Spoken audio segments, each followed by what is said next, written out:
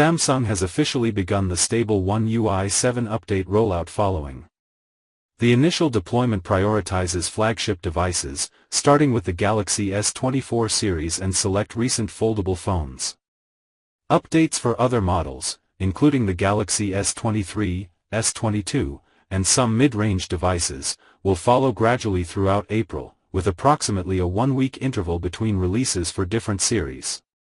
Users eager to update sooner can manually check for updates in their device settings. To ensure a smooth installation, it is recommended that users have their battery charged above 50% and at least 6 to 10 GB of free storage available, as the update itself occupies around 5 GB. The update rollout is region-dependent, meaning availability can vary even within the same device model across different locations.